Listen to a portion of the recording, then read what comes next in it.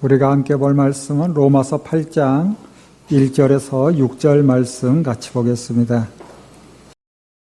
8장. 그러므로 이제 그리스도 예수 안에 있는 자에게는 결코 정죄함이 없나니 이는 그리스도 예수 안에 있는 생명의 성령의 법이 죄와 사망의 법에서 너를 해방하였음이라. 율법이 육신으로 말미암아 연약하여 할 수 없는 그것을 하나님은 하시나니 곧 죄로 말미암아 자기 아들을 죄 있는 육신의 모양으로 보내어 육신의 죄를 정하사 육신을 따르지 않고 그 영을 따라 행하는 우리에게 율법의 요구가 이루어지게 하려 하심이니라. 육신을 따르는 자는 육신의 일을, 영을 따르는 자는 영의 일을 생각하나니 육신의 생각은 사망이요 영의 생각은 생명과 평안이니라. 아멘. 기도합니다. 하나님, 함께 주의 말씀 봅니다. 기록된 말씀을 통하여 주님의 뜻을 밝히 알게 하옵소서. 원하옵기는 주님의 뜻을 깨달아 주님이 기뻐하시는 삶을 살아가는 우리 모두 되게 하옵소서. 예수님 이름으로 기도합니다. 아멘. 우리는 로마서를 통해 믿음이 무엇인지 분명하게 배울 수 있는데, 지난 시간에 봤던 것처럼 율법은 거룩하고 의롭고 선한 신령한 법이지만 타락한 인간이 율법을 온전히 지키지 못하므로 그 율법에 의해 죽음을 맞이하게 되지만, 우리 주 예수 그리스도께서 우리를 대신해 율법의 요구를 해결하시고 우리를 사망에서 생명으로 옮겨주셨습니다. 이 모든 일은 오직 하나님의 은혜요, 우리는 하나님이 하신 일을 알고 우리의 죄를 해결하신 예수 그리스도, 그분을 나의 주님으로 받아들이면 되는데, 우리 8장 1절과 2절 말씀 같이 읽어봅니다. 그러므로 이제 그리스도 예수 안에 있는 자에게는 결코 정죄함이 없나니 이는 그리스도 예수 안에 있는 생명의 성령의 법이 죄와 사망의 법에서 너를 해방하였음이라. 단지 예수 믿는다 말만 하는 사람, 머리로만 믿는 사람이 아니라 예수 안에 있는, 예수님과 연합된 사람, 자신의 욕망을 따라 사는 것이 아니라 주님이신 예수님의 뜻을 따라 사는 사람은 하나님께서 죄를 묻지 않습니다. 왜냐하면 그리스도 예수 안에 있는 생명의 성령의 법이 죄와 사망에 사로잡힌 우리를 해방했기 때문이죠. 우리의 믿음이 바로 여기에 있습니다. 여전히 죄의 습성이 남아있을 수 있죠. 그렇지만 그럴 때마다 주님이 나의 죄를 해결하셨다 선포해야 합니다. 나는 죄와 죽음에서 해방되었다 선포해야 되는 거죠. 여전히 약하고 악한 나의 모습이 있지만 나를 살리신 하나님의 은혜가 크기에 나의 죄를 해결하신 주님이 위대하시기에 나의 문제를 해결하신 주님을 의지하며 나는 죄와 사망에서 해방되었다 선포하는 겁니다. 이런 마음을 가져야 육신을 따라 살지 않고 성령을 따라 살 수 있는데, 성령을 따라 산다는 것은 4절 말씀 보는 것처럼 우리에게 율법의 요구가 이루어지는 거죠. 우리가 율법의 요구를 이루지 못하여 죽음이 왔고, 그 죽음을 주님이 해결하신 이유가 무엇인가 하면 다시금 하나님과 함께, 다시금 성령 하나님과 함께 율법의 요구를 이루라 라는 것이지, 주님이 우리를 율법에서 해방하였으니 이제는 율법을 지키지 않아도 된다 이런 말이 아닙니다. 우리가 분명히 기억할 것은 율법을 지켜서 영원한 생명을 얻는 것은 아니죠. 아직도 율법을 지켜야 구원받는다 그렇게 생각하는 분이 있나요? 아닙니다. 우리가 율법을 지켜서 영원한 생명을 얻는 게 아니에요. 하나님의 은혜로 영원한 생명을 얻었어요. 이미 영원한 생명을 얻은 우리가 이제는 거룩하고 의롭고 선한 하나님의 법을 따라 사는 거죠. 우리를 하나님께서 영원한 생명을 주신 이유도 무엇인가? 다시금 내 법을 따라 살라. 거룩하고 의롭고 선한 하나님의 법을 따라 살라라고 우리를 부르신 거죠. 우리를 부르시는 하나님의 은혜를 알고 하나님을 사랑하는 사람은 이제는 율법 이상의 삶을 살 수 있습니다. 여러분도 그렇게 살고 있지 않을까? 여러분, 한 주일 동안 함께 살아보면 여러분이 어떤 삶을 살고 있는지 제가 좀 알 텐데, 아마 같이 살지 않아도 여러분 율법 이상의 삶을 살고 있을 거라 생각합니다. 아주 단적인 한 가지 예를 들어도 구약의 율법은 무엇입니까? 우리에게 일주일에 하루 쉬라라고 했죠. 그런데 우리는 쉬는 것을 넘어 하나님께 예배하는 삶을 살잖아요. 탐내지 말라. 여전히 탐이 나는 게 있나요? 그렇지만 탐이 나는 게 있다 할지라도 그 탐내는 마음을 내려놓고 적극적으로 남을 돕기까지 하니 율법의 요구 그 이상을 하고 있는 거죠. 아마 여러분 가운데 대부분 다른 사람을 돕는 차원을 넘어 내 삶의 전부를 주님을 위해, 이웃을 위해 살고 싶은 마음, 그런 마음이 있을 거라 생각합니다. 우리가 예수님의 말씀 구체적으로 마태복음 5장부터 7장의 말씀을 지켜 사는 것은 여전히 어렵긴 해요.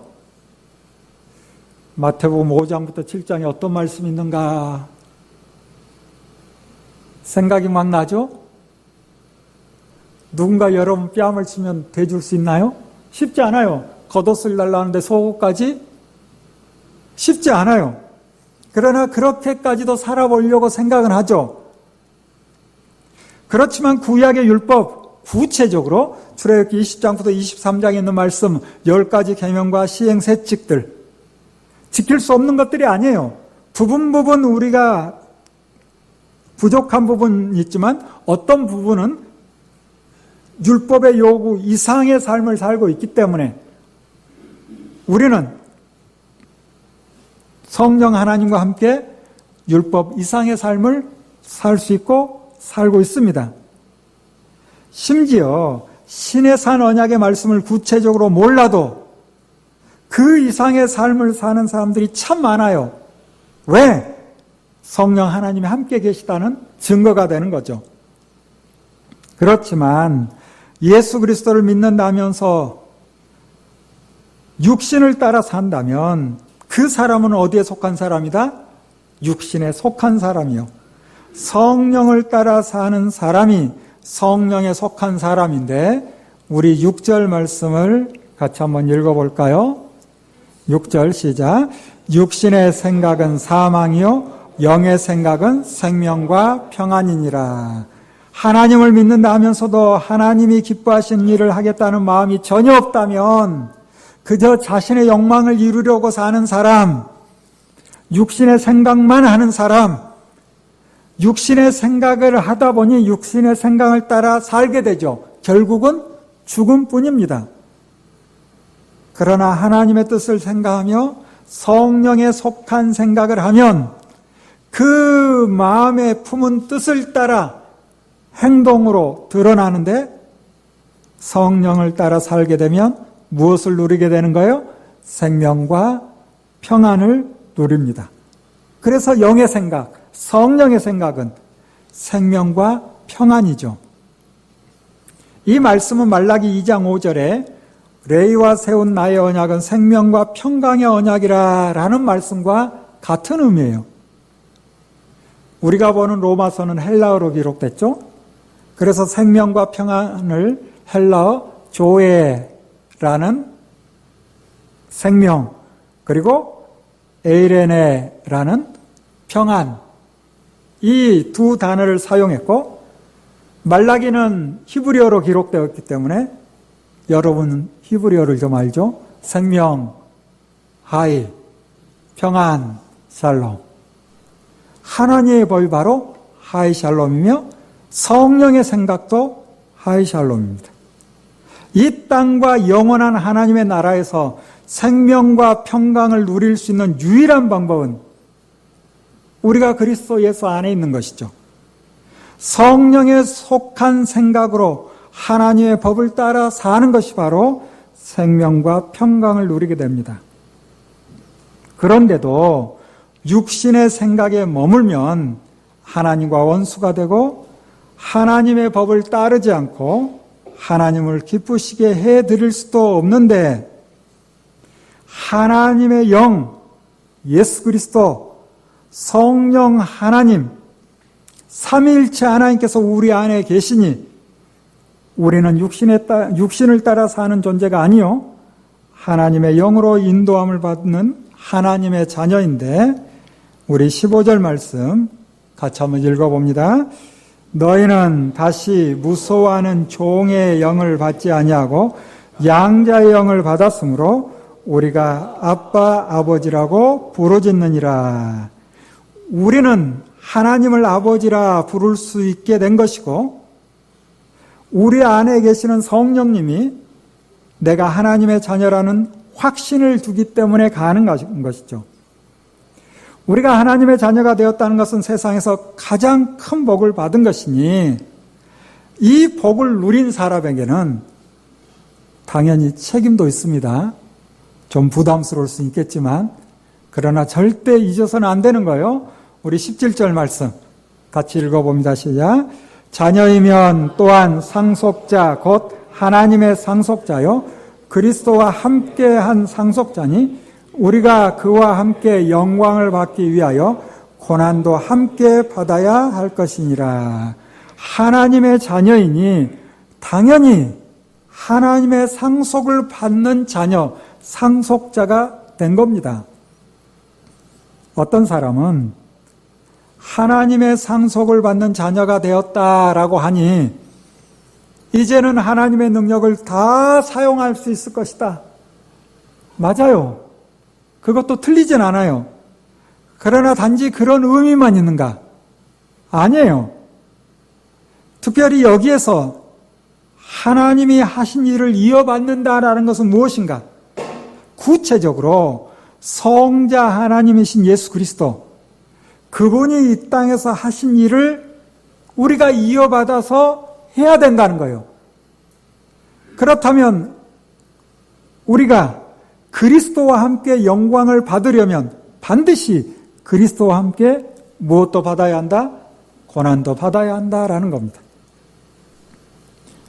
여전히 어떤 사람들처럼 예수 믿고 복만 받겠다, 이 세상에서 내 소원을 이루겠다, 내 마음의 평안을 찾겠다, 이런 생각만 가지고 예수를 믿겠다라고 하면 사람이 만든 종교와 다를 바가 없습니다. 기독교는 예수 믿고 가장 큰 복, 영원한 생명을 얻게 됨과 동시에 고난도 함께 받을 각오를 해야 합니다. 특히 바울이 로마서를 쓰고 있는 그 시대는 더욱 그랬습니다. 예수 믿는 사람들은 예수 믿는 것 때문에 가난해지는 것은 기본이요, 도망자의 생활과 심지어 죽기까지 했습니다. 성경은 사람들을 현혹하여 듣기 좋은 말로 사람들을 끌어모으지 않아요. 전지전능한 하나님을 믿기만 하면 어떤 고난도 없을 것이다 말하지 않아요.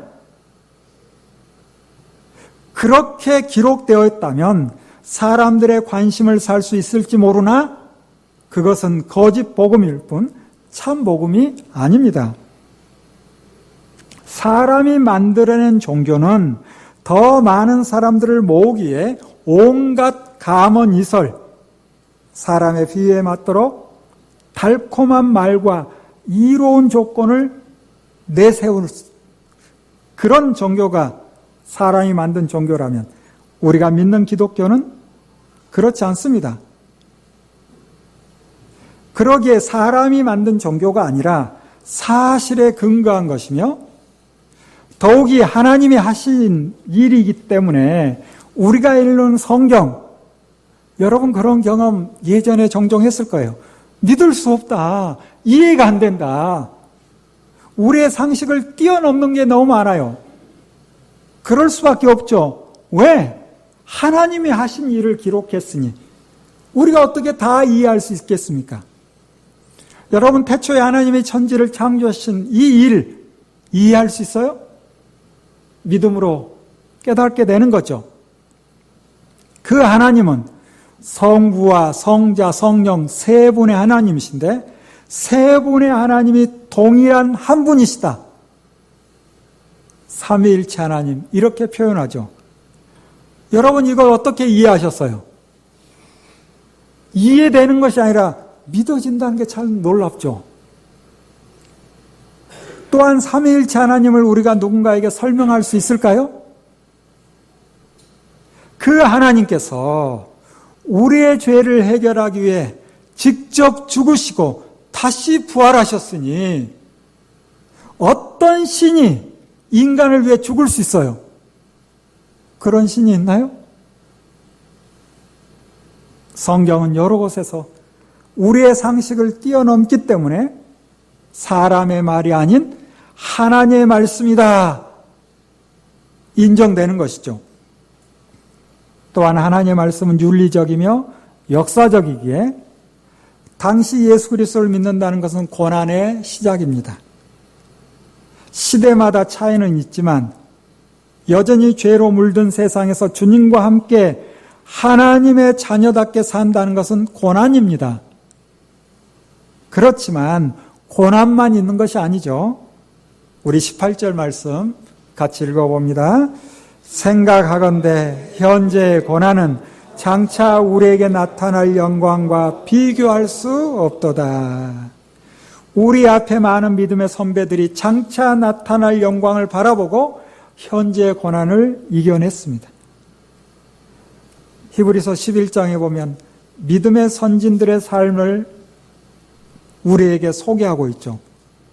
그들이 어떻게 살았는지, 그 믿음이 어떠했는지 우리에게 말하고 있는데, 첫 순교자 아벨은 의로운 제물을 드리다가 죽었어요. 그렇지만 우리는 여전히 아벨을 말하고 있고, 노아, 아브라함, 모세 등등 수많은 믿음의 선배들이 정의를 실천하다가 조롱을 받기도 하고 채찍으로 맞기도 하고 결박을 당하기도 하고 감옥에 갇히기까지 하면서 시련을 이겨냈습니다. 또 그들은 돌로 맞기도 하고 톱질을 당하기도 하고 칼에 죽기도 하였고 궁핍을 당하며 고난을 겪으며 학대를 받으면서 양과 염소의 가죽을 입고 떠돌았습니다. 세상은 이런 사람들을 받아들일 만한 곳이 못 되어서 그들은 광야와 산과 동굴과 땅굴을 헤매며 다녔습니다. 그러나 하나님께서 그들을 위하여 더 좋은 것을 예비하셨으니 당대의 고난은 장차 우리에게 나타날 영광과 비교할 수 없다라는 것을 직접 보여준 사람들이 바로 히브리서 11장에 나오는 믿음의 선조들이죠. 우리의 이 땅의 삶이 영원하다면 우리도 편안함만 추구할 수가 있겠죠. 그러나 그렇지 않잖아요. 야고보서 4장 14절에 우리의 생명이 잠깐 보이다가 없어지는 안개와 같다라고 하니 이 땅의 삶이 그렇습니다. 그래서 성경은 장차 나타날 영광을 바라보며 살라 우리에게 권합니다. 우리가 마음에 새겨야 될 것은 무엇인가? 고난이 없이는 영광도 없다라는 말씀을 기억해야 합니다. 우리가 하나님을 믿음으로 하나님의 자녀가 되었다는 것은 시대에 따라 크고 작은 고난이 있을 수 있으나 피조물은 여전히 하나님의 아들들이 나타나기를 기다리는데 우리 19절과 20절 말씀 같이 읽어볼까요? 시작. 피조물이 고대하는 바는 하나님의 아들들이 나타나는 것이니 피조물이 허물하는데 굴복하는 것은 자기 뜻이 아니요 오직 굴복하게 하시는 이로 말미암음이라. 피조물이 허무한 데 굴복하면서 하나님의 아들들이 나타나기를 기다린대요. 인간이 타락함으로 다른 피조물조차 악의 지배를 받게 되어 전 우주가 무질서 가운데 빠졌으니 하나님의 자녀들, 곧 믿음의 사람들이 나타나기를 기다리며 하나님의 자녀들이 영광을 받을 때 피조물도 회복되길 소망한다고 합니다. 우리가 말씀을 통해서 잘 알고 있듯이 창세기 1장 28절에 하나님께서 사람에게 모든 생물을 다스리라 라고 하셨죠. 우리가 모든 생물을 하나님의 뜻을 따라 관리할 책임이 우리에게 있었던 거예요. 그런데 인간이 죄를 지음으로 피조물도 방치되고 심지어 파괴되고 있으니 인간이 하나님으로부터 받은 사명을 깨닫고 하나님의 뜻을 따라 모든 생물을 다스릴 때, 하나님의 뜻대로 관리할 때 피조물도 원래대로 돌아가는 거죠.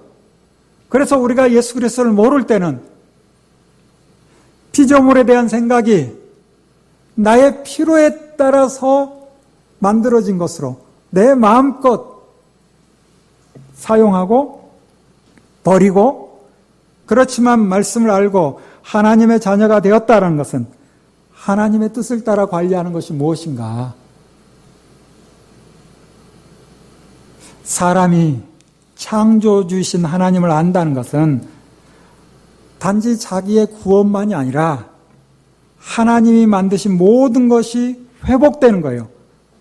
그래서 피조물도 우리의 믿음을 간절히 바라고 있는 거죠. 우리가 믿음이 좋다라는 것은 결국 우리의 말과 행동을 통해서 드러나는 겁니다. 가장 먼저는 내가 내 주변 사람들에게 어떤 말을 하고 어떤 행동을 하는 거예요. 더 넓혀서는 하나님께서 만드신 모든 만물을 내가 어떻게 대하는가, 거기까지 나아가야 되는 거죠. 우리가 하나님의 자녀가 되었다 해서 모든 것이 단번에 완전히 회복되는 것은 아니지만 우리가 이 사실을 알고 하나님의 뜻을 우리의 삶의 영역에서 하나하나 회복시켜 가야 되는 거죠. 우리의 구원은 이미 이루어졌으나 여전히 죄의 습성이 남아 있어서 순간순간 우리가 흔들릴 때가 있고, 심지어 우리의 구원의 문제도 흔들릴 때가 있죠. 어떤 사람은 전혀 그렇지 않는데 아마 우리 중에 있을지도 몰라요. 이 구원이라는 것이 눈에 보이는 것이 아니기에 더욱 그러합니다. 그래서 성경은 우리에게 무슨 말을 합니까? 이미 구원받았으나 소망을 가지고 참으며 기다려야 한다라고 말합니다. 소망을 가지고 참고 기다리는 것이 무엇일까? 바울은 빌립보 교인들에게 편지하며 빌립보서 2장 12절에 나의 사랑하는 자들아, 너희가 나 있을 때뿐 아니라 더욱 지금 나 없을 때에도 항상 복종하여 두렵고 떨림으로 너희 구원을 이루라 라고 말하고 있는데, 여기 이 말씀을 오해해서는 안 돼요. 하나님의 말씀에 항상 복종해야 구원을 받는다, 그런 의미가 아닙니다. 아직 이루어지지 않은 사실이기에 눈에 보이는 것도 아니고, 그래서 우리의 마음이 흔들릴 수도 있지만 하나님의 말씀을 항상 복종하며 구원을 붙들라라는 거예요. 왜 그렇게 해야 되는가? 이미 구원받았지만 우리가 구원받았다는 사실이 흔들릴 때가 있다는 거예요. 누구도 그렇지 않은 것처럼, 나는 괜찮은 것처럼 끊임없이 우리를 흔드는 세력들이 있거든요. 흔들리지 않는 방법은 무엇인가? 항상 말씀을 붙들고 그 말씀 따라 살아갈 때 흔들리지 않는 거예요. 그러나 아무 생각 없이 한 주간 예배 드릴 때만 잠깐 집중, 그리고 또 한 주간 아무 생각 없이 살아간다면 우리의 믿음이 흔들리는 거죠. 그래서 하나님의 말씀을 붙들라는 거예요. 흔들리지 말라는 거예요. 그래도 여러분의 마음이 흔들 때가 있는가? 우리 26절 말씀 같이 읽어볼까요? 이와 같이 성령도 우리의 연약함을 도우시나니 우리는 마땅히 기도할 바를 알지 못하나 오직 성령이 말할 수 없는 탄식으로 우리를 위하여 친히 간구하시느니라. 성령께서 우리의 연약함을 아시기에 우리가 어떻게 기도해야 할지 알지 못하지만 성령께서 우리를 대신해서 간구하신다라고 말합니다. 우리가 무엇이 필요한지 몰라서 기도하지 못하는데 성령께서 간구해 주시니 나는 기도 안 해도 성령께서 다 기도하고 우리의 문제는 해결한다. 이거 말하는 게 아니에요. 우리의 마음이 흔들리는 거예요. 그러나 성령께서 우리를 붙들어 주신다는 거예요. 우리의 구원이 나의 능력이 아니라 하나님의 은혜요. 성령 하나님께서 우리를 위해 기도하시니 우리의 구원은 변함이 없습니다. 우리가 연약하여 실수하고 넘어질 수 있으나 하나님께서 우리를 부르셔서 자녀 삼아 주셨고 우리도 하나님을 사랑하기에 모든 일이 서로 협력하여 선을 이루게 되는 것이죠. 우리의 구원은 오직 하나님의 은혜라는 것을 알 수 있는데 우리 29절, 30절 같이 읽어볼까요? 하나님이 미리 아신 자들을 또한 그 아들의 형상을 본받게 하기 위하여 미리 정하셨으니 이는 그로 많은 형제 중에서 맏아들이 되게 하려 하심이라. 또 미리 정하신 그들을 또한 부르시고 부르신 그들을 또한 의롭다 하시고 의롭다 하신 그들을 또한 영화롭게 하셨느니라. 하실 것이다가 아니에요. 이미 하셨어요. 이미 이루어진 거예요. 에베소서 1장 4절과 5절에도 하나님은 창세 전에 하나님은 세상을 창조하시기 전에 그리스도 안에서 우리를 택하셨고 예수 그리스도를 통하여 우리를 하나님의 자녀로 삼으시기로 예정하셨다라고 말하듯 만물을 만드시기 전에 우리를 택하셨고 필요한 때 필요한 곳에 우리를 보내주신 거예요. 여러분 절대 왜 내가 여기 이 땅에 내가 왜 이 가정에 아니요. 하나님께서 필요한 시대 필요한 곳에 우리를 보내주신 거예요. 그리고 하나님이 정한 시간에 우리를 부르셨어요. 우리를 의롭다 하셨어요. 마침내 우리를 영화롭게 하실 겁니다. 우리가 어떻게 하는가 중요하지 않아요. 이미 하나님께서 결정하신 거예요. 우리가 어떻게 하는지를 봐서 결정한 것도 아니죠.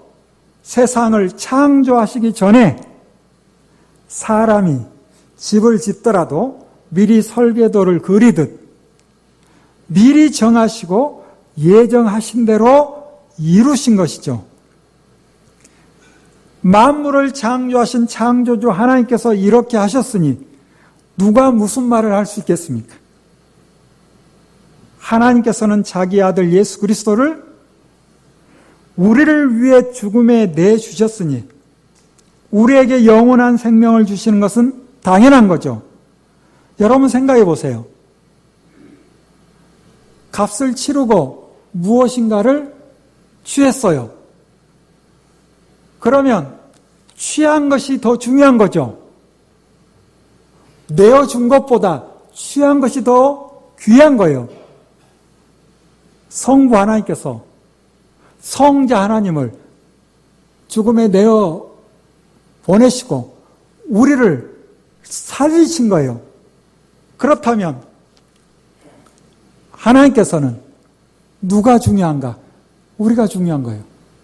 하나님께서 예수 그리스도를 죽음으로 내보내시고 우리를 살려주셨는데 우리를 자녀 삼아주셨는데 누가 감히 우리에게 죄인이라 말할 수 있을까요?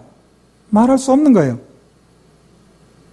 누군가 우리를 향해 죄인이라고 하면 우리는 그 말에 위축될 수 있으나 우리의 죄를 위해 죽으시고 다시 살아나신 그리스도 예수께서 우리를 변호해 주실 겁니다. 주님이 하나님 우편에서 내가 죽음으로 너의 죄를 해결하였다 말씀하실 테니 우리는 주님으로 인해 당당해질 수 있습니다. 우리를 위해 죽으신 그리스도의 사랑이 너무도 크기에 환난이나 공고, 박해, 굶주림, 헐벗음, 위협, 칼 어떤 것도 우리를 그리스도의 사랑에서 끊을 수 없습니다. 오히려 우리는 이 모든 일에서 우리를 사랑하여 주신 예수 그리스도를 힘입어 넉넉히 이길 수 있는데 내 힘이 아니라 하나님이 위대하시기에 예수 그리스도를 힘입어 우리는 넉넉히 이길 수 있습니다. 38절, 39절 같이 읽어봅니다. 내가 확신하노니 사망이나 생명이나 천사들이나 권세자들이나 현재일이나 장래일이나 능력이나 높음이나 깊음이나 다른 어떤 피조물이라도 우리를 우리 주 그리스도 예수 안에 있는 하나님의 사랑에서 끊을 수 없으리라. 우리가 하나님을 알고 하나님을 믿고 하나님을 사랑하면 비록 작은 실수가 있어도 누구도 우리를 하나님의 사랑에서 끊을 수 없습니다. 세상의 어떤 권력자나 천사들도 우리를 하나님의 사랑에서 끊을 수 없을 뿐만 아니라 나도 나를 하나님의 사랑에서 끊을 수 없습니다. 내가 순간 흔들렸다 해서 그거 중요하지 않아요. 우리가 예수 그리스도 안에 있기 때문에 하나님의 사랑에서 끊을 자 아무도 없습니다. 우리가 하나님을 사랑하기 때문이 아니라 하나님께서 우리를 사랑하셨기 때문이죠. 사랑하는 여러분, 말로 다 표현할 수 없는 크신 하나님의 사랑을 마음에 새기며 날마다 하나님 사랑 안에서 살아가는 우리 모두 되기를 바랍니다. 기도하겠습니다. 주님, 우리를 죄와 사망에서 살려주셔서 생명의 성령의 법에 따라 살게 하시니 감사합니다. 주님의 사랑에 날마다 주님과 함께 동행하며 주님의 사랑을 따라 살아가는 우리 모두 되게 하옵소서. 예수님 이름으로 기도합니다. 아멘.